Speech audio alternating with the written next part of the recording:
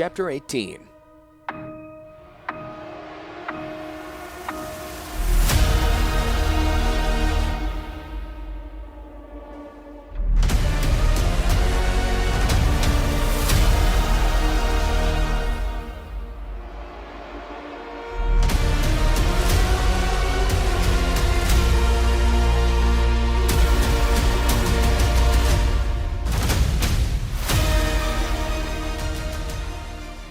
The League army marched east, kicking up dust as men in war machines pursued the Keldons fleeing toward their home territories.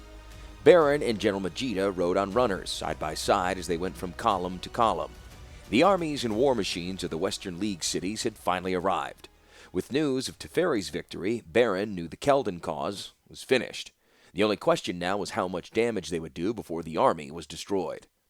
The Keldons were massing the interior, and if he hoped to defeat them in detail, he must catch them soon. "Rain!" Baron called as he saw his wife leaving the lines of her runner. "Where are you going?" Rain looked calm as Baron and Majida moved closer.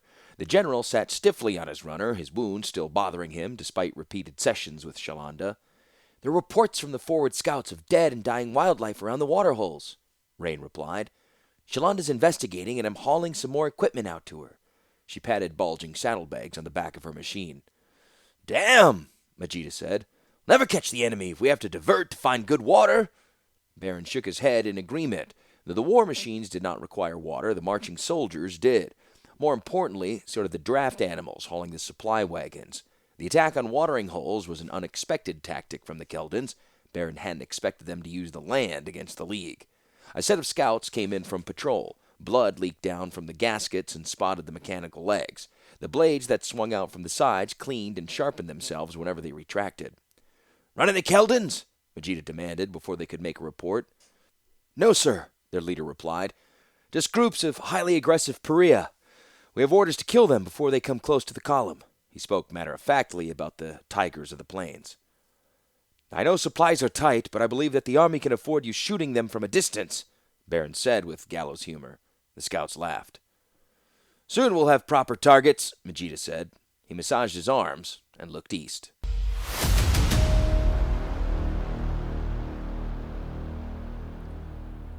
Haddad sat at the side of a barge and watched the miles roll past. After all the dreams and plans for escape, he was finally going toward his homeland. Latilla's speech gave her the support to demand an immediate attack. Messengers had set a rendezvous point with the Keldon troops pulling back from the League advance.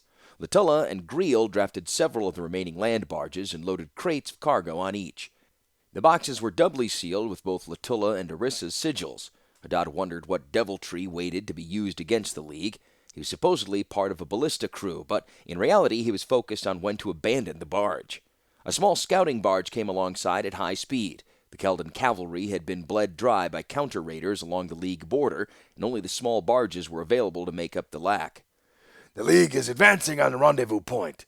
At the current speed, they'll engage our forward elements at least an hour before you and the main body arrive," the captain of the barge shouted. Latilla glared as if he were personally responsible for the bad news. "Signal all barges to advance at maximum speed," she commanded. The pilot on their barge relayed the order. The craft seemed to lower as the speed rose. Haddad could hear significantly more noise from the legs of the craft, and the joints seemed to hum under the higher power load.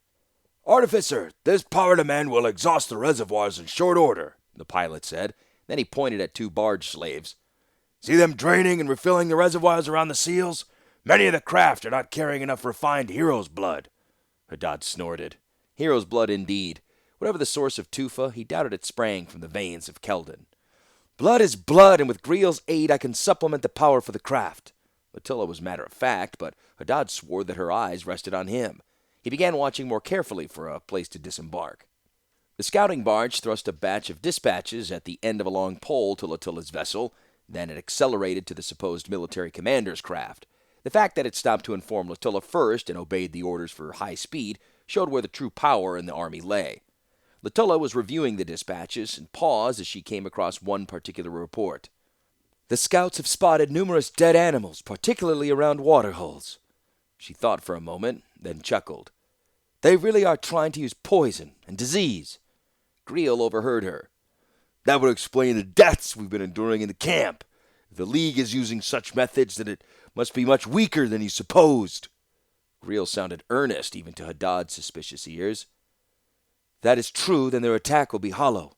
Latula grabbed a slave from the crew and turned back toward Greel. We will need to increase speed. I know you helped Orissa in her experiments.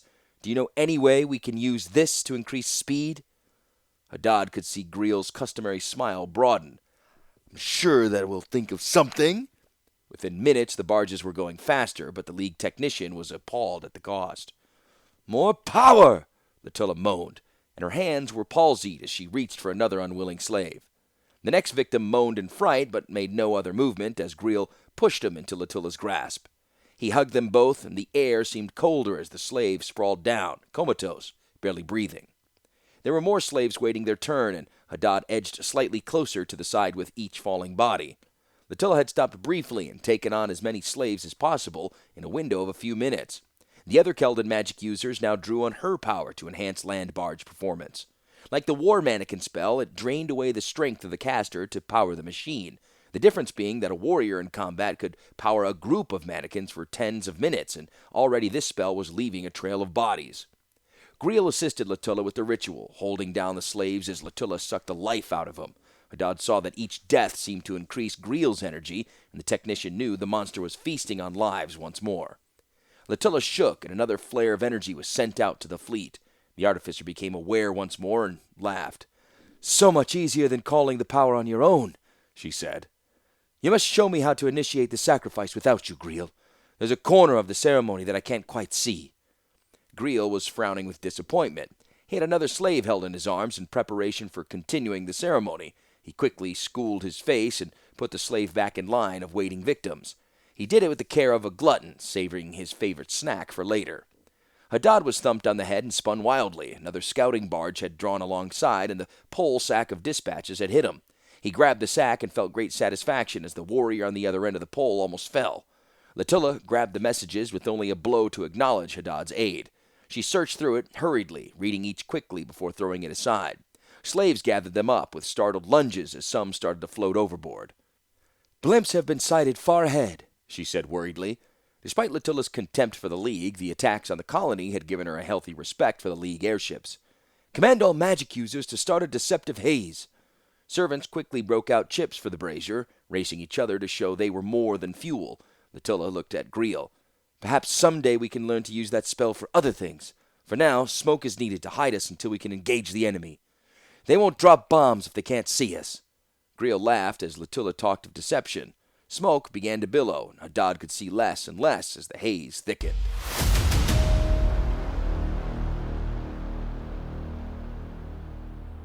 Where are they? Baron hissed in frustration. The scouts could not tell him the position of the second column. They must be only minutes away, but the reinforcements had temporarily disappeared. He and Majida exchanged glances. It's time, they both said. Majida called for battle preparations, and the men and machines began to line up. There was a rolling series of crashes as supplies were cut free from the crabs' backs, and boxes of reloads for weapons were smashed open. Ants and mantises formed into fighting blocks, and the fast runners and scout ants circled nervously in their loose formations. Communicator, Baron called as he dismounted and walked quickly to the mage set up in a wagon. Get me Alexei immediately. The officer didn't salute, but fell immediately to work. Soon Alexei's voice sounded. Is there finally a target to hit? Baron could hear the frustration. Alexei battled all day as she waited for the enemy. Yes, there is, he responded sharply. The group that we've been chasing. I want you to unload half of your bombs on their column immediately. We lost the other group, and we can't afford to have them link up. Smash them and keep your eyes open for the incoming column. Finally made me a happy woman, Baron. Alexei left to commence the attack, and Baron could see the blimps turning as they prepared to drop the new weapons. Rain rode up to Baron. Her launcher was loaded and ready. Her flushed face momentarily entranced Baron. Who's of the enemy? She demanded, eager to start the fight and perhaps finish the war. Baron merely held up his finger to his lips and then pointed to the blimps in advance of the League army. There were nearly 60 blimps at high altitude. They'd been silently following for so long that most of the army had forgotten they were there. Kashin and Mushan blimps floated lightly in the air, accompanied by a huge dark airship. The Storm Cloud was the first Negria class to fly, and it was a bull in a field of sheep. Bombs poured from the blimps and raced for the horizon. The Keldon forces the League chased were not visible to Baron, but he could see fireballs and streamers being thrown into the air in a vain attempt at vengeance or interception. The bombs dropped out of sight. Even over the noise of the preparing troops, Baron could hear the long, ripping roar of explosions as each bomb laid a clutch of bomblets before settling down to roost at the collection point. He could not see them hit, but he did see the smoke from the burning barges. "Lexi, how much damage?" he demanded. The reply was hard to make out over the cheers on the other end. "Nearly a clean sweep," Lexi replied. "Probably 90% of the big barges were hit, perhaps 50% of the small ones. They're not destroyed, but that group will be a while conducting repairs. If you want to be sure, let me drop the other bays." "No," Baron scolded. "Find the other column. They must be close by." Time was running out, and Baron couldn't say all that needed to be said to his wife. "Here," he said, and took a crystal from his wallet. "I'll pulse it twice when I'm going to have Alexei dump her load on the enemy. It'll pulse just once to signal a flank attack." Rain caught it as he tossed it to her. "I love you," he cried as she went back to the scouts and ant swarms. She may have said something in reply, but Baron couldn't hear in the confusion. Baron's ears picked up the quickening beat of an ornithopter's wings and turned to see his private craft coming in for a landing. He rushed toward the craft, furious that Yarbo should be on the ground while an entire enemy column was missing. Shalanda dismounted and met him before he could begin yelling. "Baron, it's not poison, it's plague!" Shalanda cried as he nearly ran into her. "What?" He had no idea what she was talking about. Didn't she realize a battle was about to start? "The dead animals around the waterholes were killed by a disease, not poison," Shalanda explained. "When I inspected the carcasses and the water, I realized that it was a disease." She took a deep breath. "I think it might be a more advanced form of the flu we spotted during the attack on Arsenal City. The League is starting to report hundreds of cases over the naval channels. It's jumping from animals to men." "I can't believe the Keldons would do this. "Don't they realize they're vulnerable too?" Baron was enraged at the idea of disease being spread to kill whoever might be exposed. "I don't think the Keldons are responsible," Shalanda said. "It looks far too advanced to be something of their making. The spores appear to be part organic material and part machine." Baron had no time to digest the new information because the sky seemed to clear, and the missing enemy column appeared less than a mile away.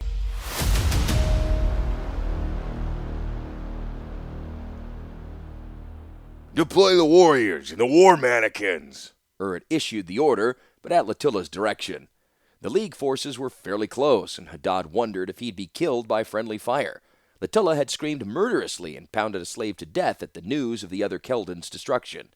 Her curses against the League were interspersed with promises of terrible punishment for the commanders stupid enough to be killed by the blimp attacks. A small barge brought them the news along with one of the weapons responsible. Latilla wasted no time in cracking it open, and Haddad closed his eyes in prayer, waiting for the blast the madwoman was sure to unleash. Instead, the artificer dissected an almost empty shell. Haddad thought he grasped how it worked, but it was the power stone in the command set that fascinated Latilla. She calmed almost instantly and called Greel and Iola for her quick conference. Whatever the result, Latilla wasted no time in calling for an attack. Once the order was relayed, she called the captain of the barge to her side. "We need to be closer to the front of the battle to activate this weapon. Prepare to move us up with the assault forces," she directed. "We ain't going nowhere until I can beg some hero's blood from another barge. We've completely exhausted our supply." The captain pointed to the slaves working on the seals and reservoirs.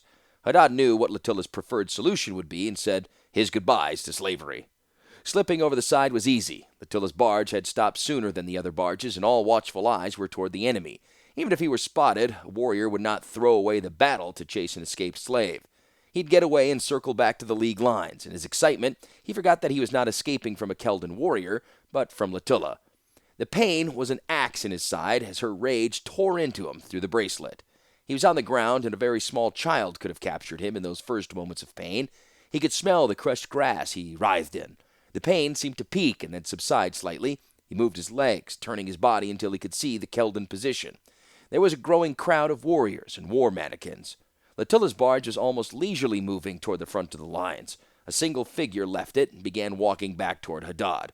Had Latilla sent a slave back to retrieve her toy? It was Greel, and Haddad recognized the smile before any other features were visible. "Thought you'd take a walk, did you?" The voice was almost bantering as a boot nudged Haddad's side. "You should have known that Latilla never lets anything go once she owns it."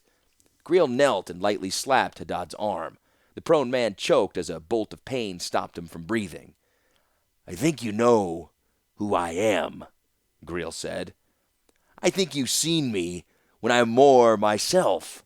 Another playful slap rocked Haddad's head. I must be going, but as soon as I come back, we could tell each other all about ourselves. You are Latilla's gift to me, and I always play with my presents.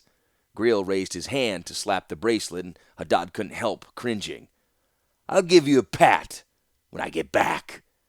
The familiar walked back, and as soon as Haddad could, he rose to his hands and knees and crawled back to the Keldon lines and the oncoming Kipamu League forces. Maybe a Keldon warrior would kill him, or a League bolt would skewer him, but he was not going to remain alone in the grass waiting for that monster to return.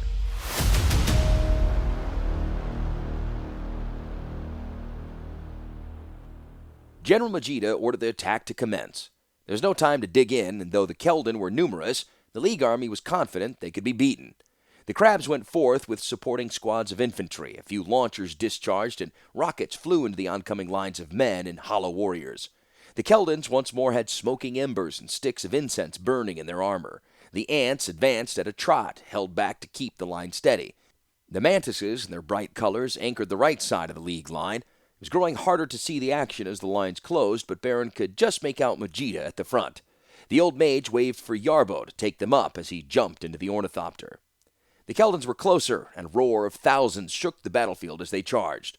The League responded with its own roar. The Crabs fired not rockets, but oversized net rounds. The opposing Keldons and their machines were transformed into cursing, roiling barricades that continued to trap warriors. The enemy troops trampled their more unfortunate fellows as they crested the barrier, but each Crab had 3 weapon modules, and another wave of Keldons fell entangled. The infantry with the Crabs settled into a sustained barrage of light rockets at the webbed forces. The ants were not as impressive, but almost as many Keldons died when they first met. The ants discharged their single rockets, and the sheer number of launchers overwhelmed the front ranks of the Keldons. The supporting infantry was armed with only swords and bolt launchers. The ants, when they did not dismember the enemy, held them long enough to be killed by the men supporting the machines. The mantises stayed well back to deal with any breakthroughs or to lead a new attack. The main weapons pod was loaded with a heavy rocket to burst barges, but their high heads held a single light launcher, and the rockets shot out over League forces to kill targets of opportunity. The Crabs advanced now, and their heavy arms crushed the helpless foe. The Keldons were held in place, and Alexei called to Baron. I'm in position. You're well out of weapons path, she said. Fire on the barges, Baron ordered, and he sent 2 pulses to Rain's crystal. Soon he would relay a single pulse, sending forces in to attack the Keldons from the rear. Victory tasted so sweet.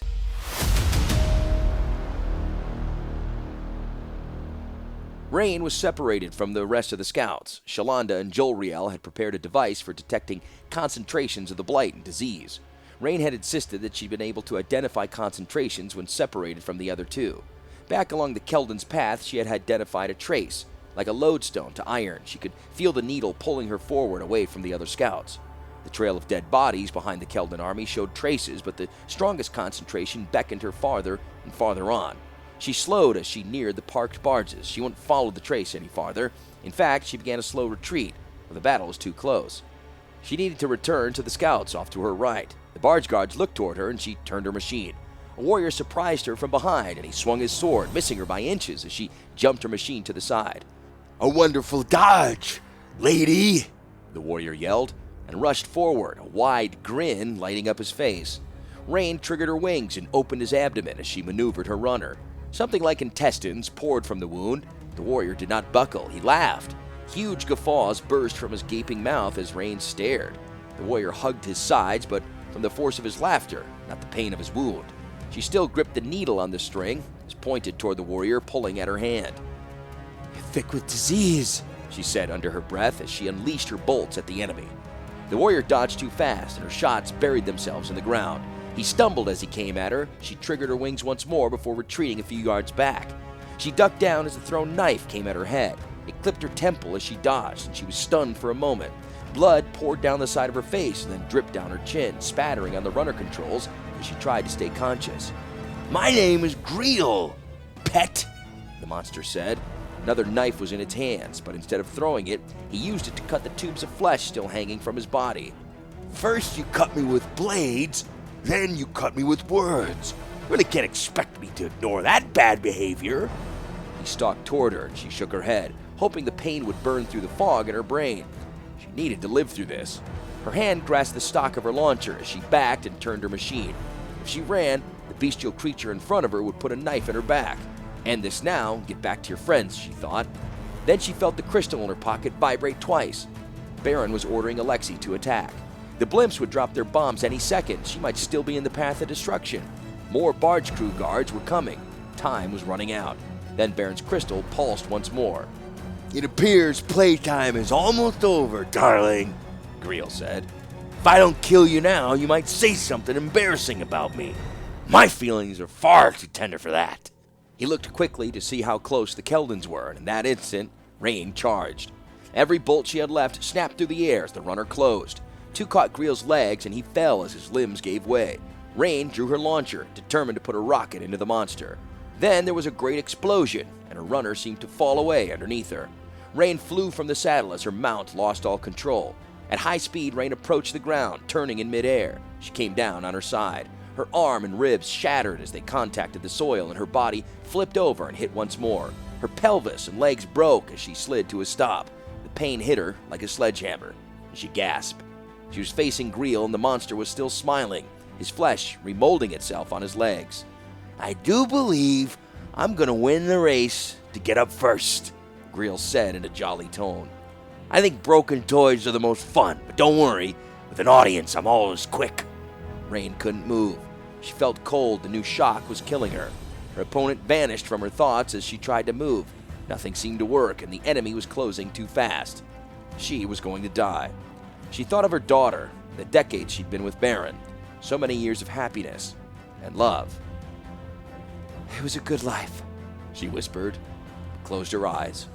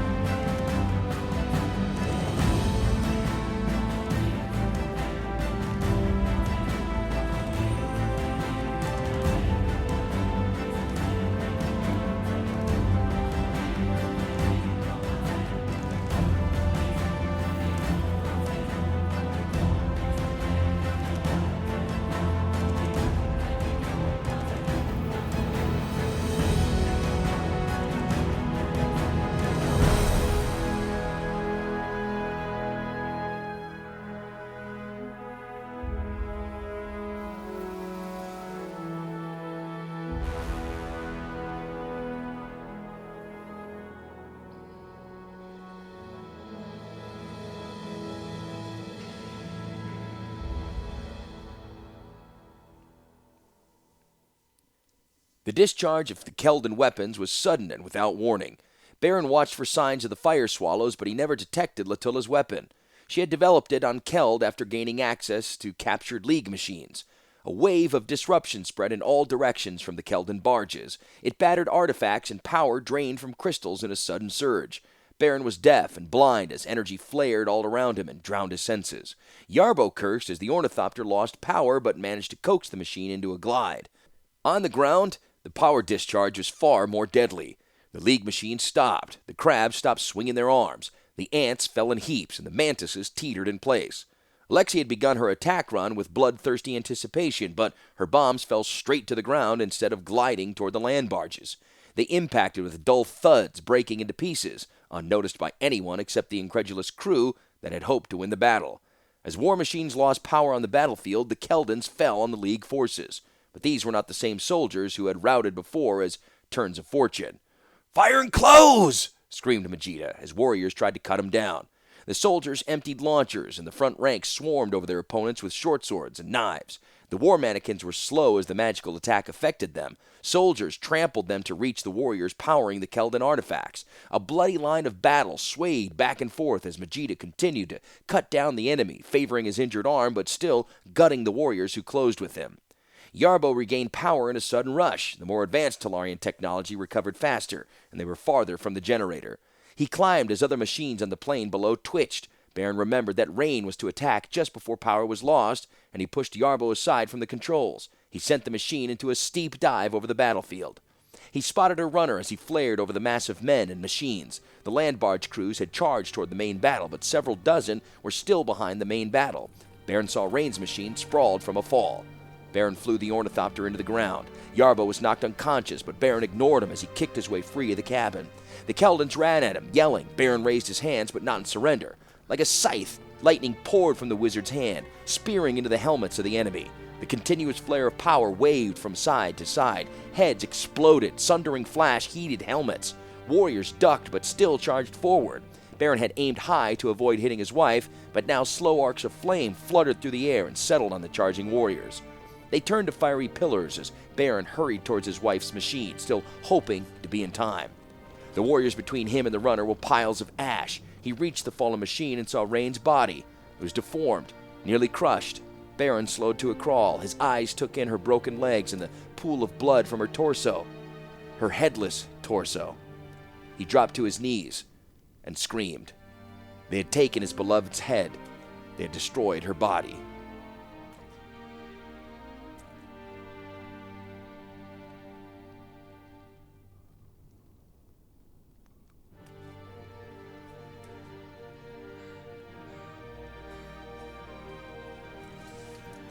They're dead!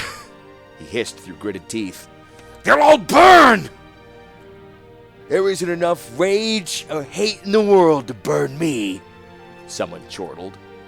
Behind Baron, Greel was getting to his feet.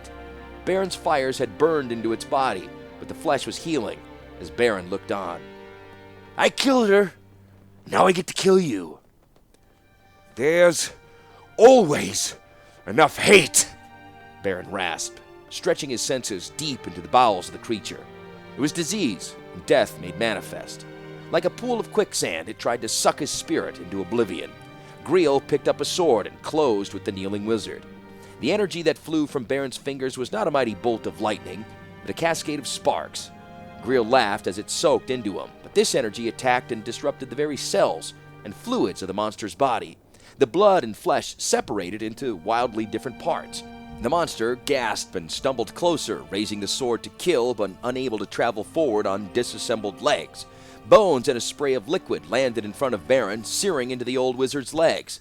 He ignored the pain. The guards from the barges were closing on him, believing him spent. Once more, he sent forth a blade of lightning, but now it moved at knee level and severed legs. The screams of agony were a salve to Baron's pain. He rose to his feet and looked over the field of cripples. It wasn't enough. He looked toward the sky and his mind raced higher and higher. Then high over the ground he found what he was looking for. A river of air that circled Dominaria. Like a man filling a bucket, he dipped into the jet stream and brought it toward Earth. His mind fell with the wind, pushing it faster and faster. The blast of air scooped the wounded men into the sky, their screams drowned out by the wind.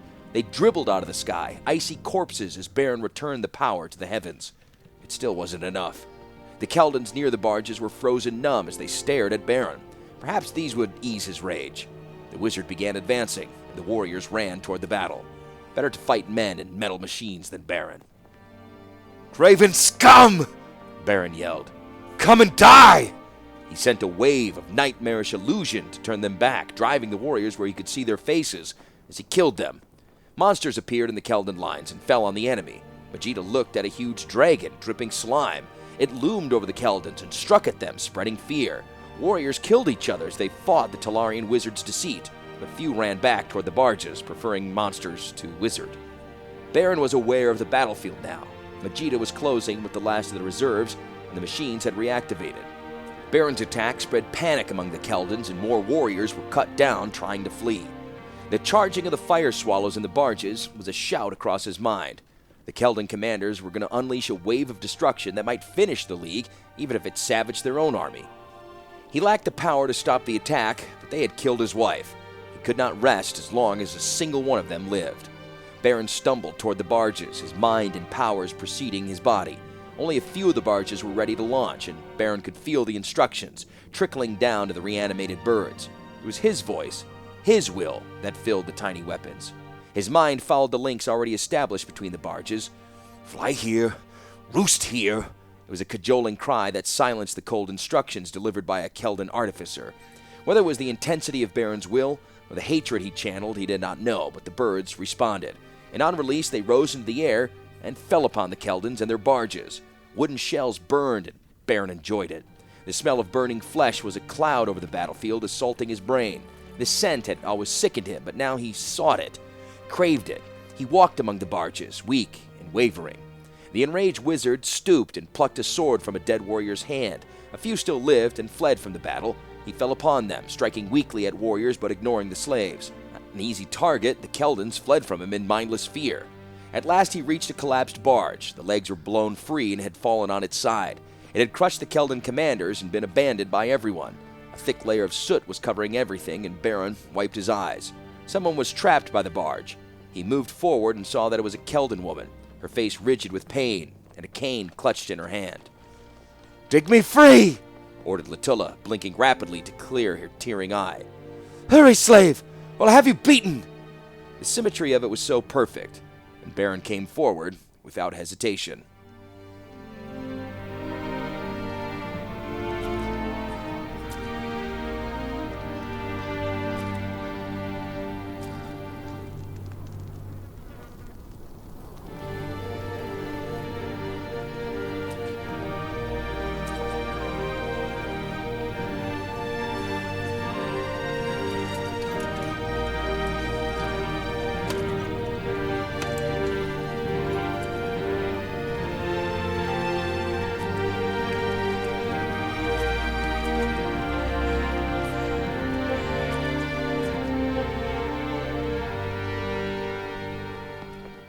It was almost an hour before General Majida and a platoon of Marines finally reached him. The Keldons were routed and still running from pursuing groups of cavalry and steel lance. Majida was wounded again, 3 fingers showing on a bandaged hand and his chest bare and wrapped in bloody cotton. Baron leaned against a smoking barge shell, a headless Keldon at his feet. Majida rushed to express his grief before he knew how Rain had died. "Baron," Majida said, "we've won the battle and shattered Keldon power on Jamuraa. The enemy's running. Teferi's forces march to cut off their escape." Baron said not a word at the news, but continued to stare at Latilla's broken body. "What should we do now?" Majida said, trying to jar Baron out of his silence. "There's still warriors on the plains and small detachments across Jamuraa. What are your orders?" Baron leaned against the side of a burning barge with his eyes closed. Decades of loving memories tried to fill the gap Rain left when she died. His voice was cold as ice. "No quarter."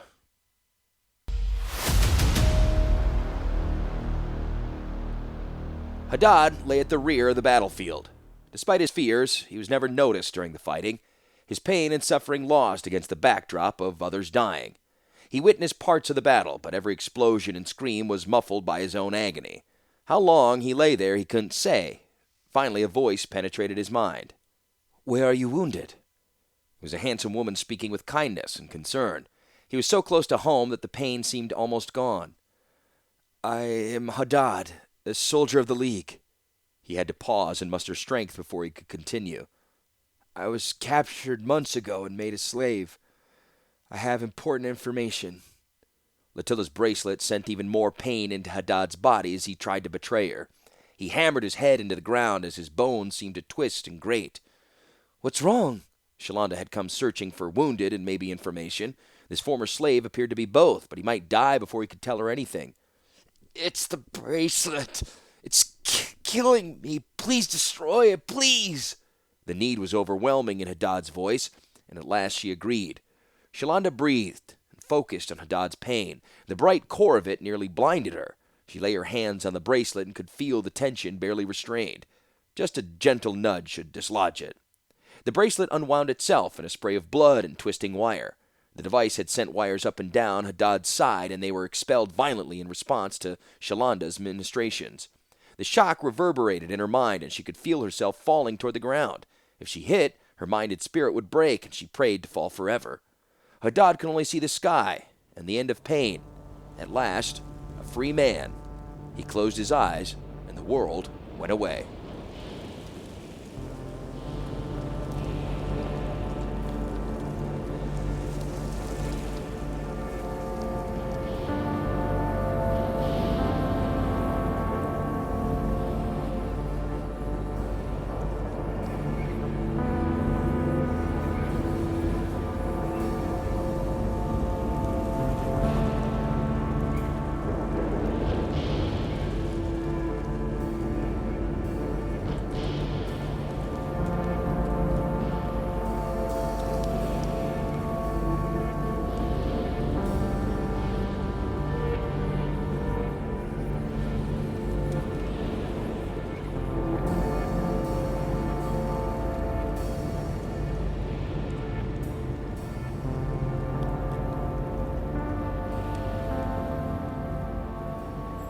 Epilogue.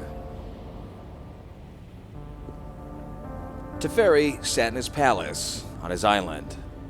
He retreated here to be alone after the destruction of the Keldon colony. Almost all the Keldons' warriors had been on the plains meeting Baron in battle. Teferi and his marines had rescued thousands of slaves as the last die-hard Keldons had been rooted out.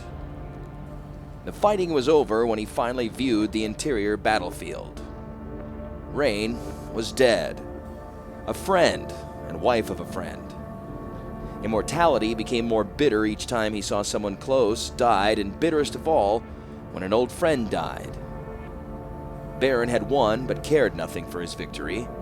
He only demanded a cargo dirigible be sent from Talaria to pick up his wife and her volunteers. Shalanda, Rain's aide, was in a coma, and no one was certain why. Though Teferi feared it had something to do with the disease sweeping the continent. Perhaps it would burn out, but the planeswalker knew that was too optimistic.